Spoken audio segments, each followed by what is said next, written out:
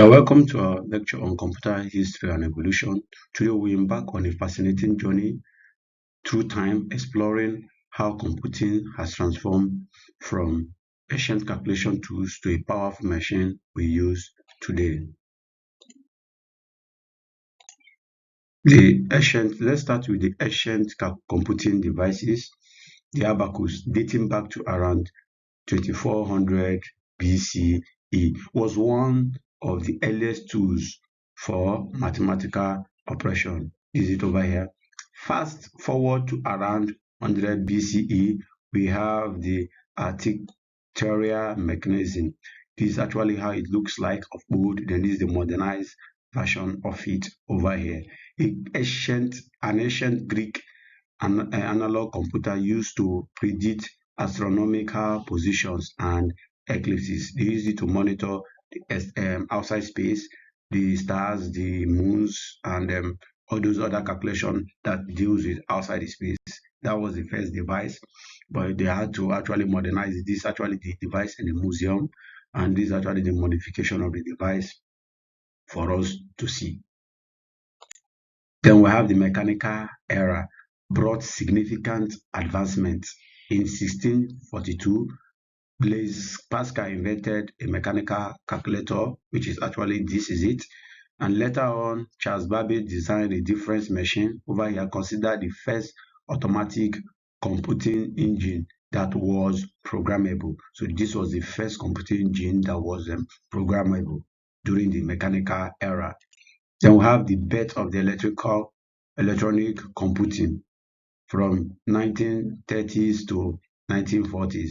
So the birth of electronic computing. In 1936, Alan Turing proposed the concept of universal machine, laying the theoretical groundwork for computer science. This is him and his theoretical machine that actually laid the ground for these other Embark that came in the year of 1945 was the first general purpose electronic computer was completed. This Embark machine that was as big as the size of a hall, and you could go inside to actually troubleshoot or fix any bug. So this is actually during the birth of the electronic computing. Then we have the transistor and integrated circuits. The invention of the transistor in 1947 revolutionized electronics. This was followed by the development of IC, which is integrated circuit, in 1958, which allowed for more complex and compact electronic device.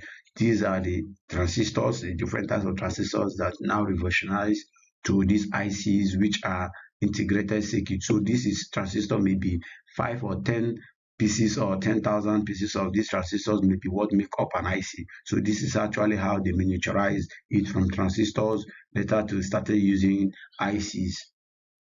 So in 1970s and 1980s saw the rise of personal computers. Previously, all the other computers could not be in your house. You can't actually have a computer in your house.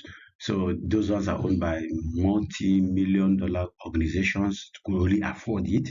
But from 1970s was when Apple One was introduced by Apple, and 1981 was when IBM introduced their own and launched their own PC.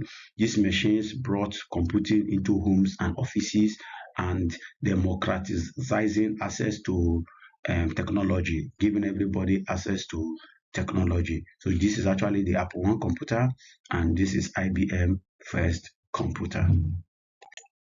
Then we have the internet precursor, which is ARPANET. ARPANET was developed in 1969, which allowed only some countries. These are actually how it was networked. The cables were run. This is actually a computer.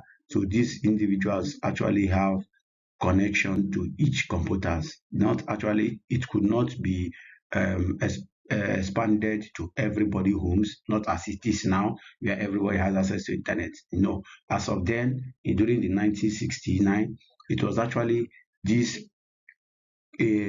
organizations, these firms, the only people that have access to the internet. So their computers are connected together through cables.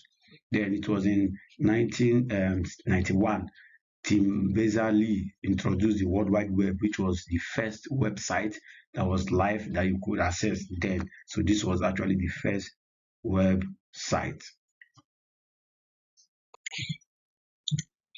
So in the introduction of iPhone in 2007, this was actually the iPhone, the first iPhone that came out, marked the beginning of the smartphone era. Since then, mobile phone or mobile computing has become ubiquitous with powerful computers fitting into our pocket. After this my phone came out, we had a smartphone that had some button query keypad and some other stuff. Then we have these new trends of iPhone that most phones, that smartphones that are very powerful, wireless charging, um, cameras that is as if as it's a digital camera, become powerful computers we are having in our pockets. So this is actually the mobile computing and smartphones. Then we also have the cloud computing and AI. This is from 2010 to present.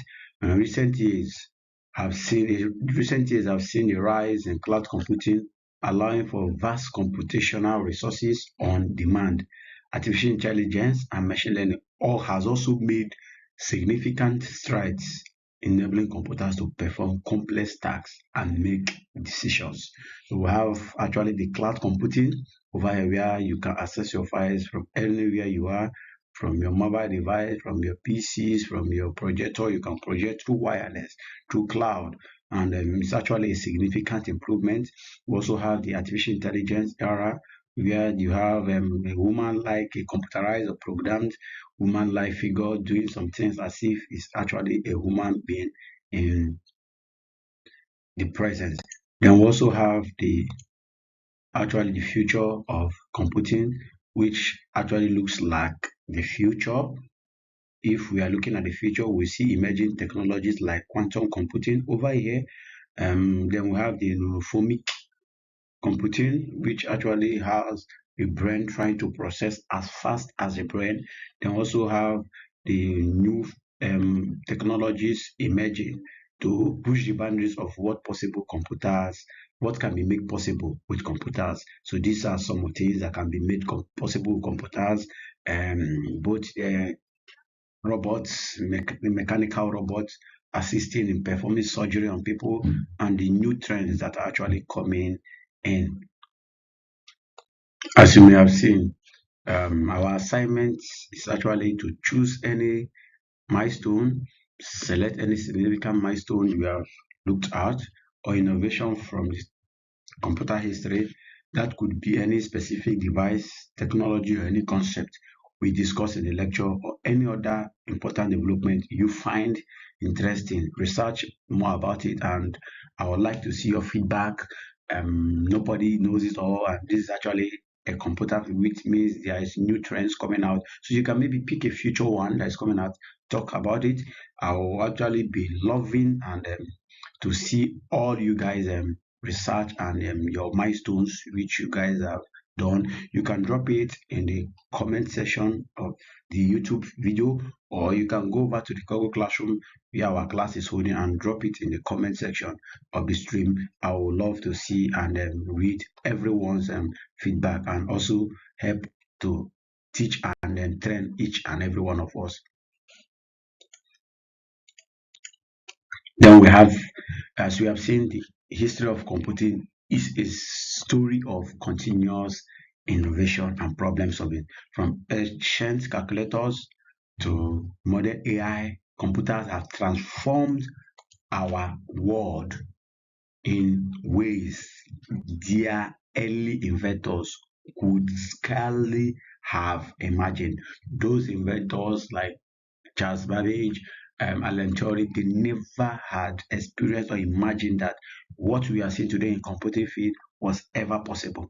So I always want us to take this and also think on how going further, how we can also bring and more continuous innovation. I will end today by saying a quote by Bill Gates, one of the pioneers and inventors of computer that has made significant roles in the computing industry.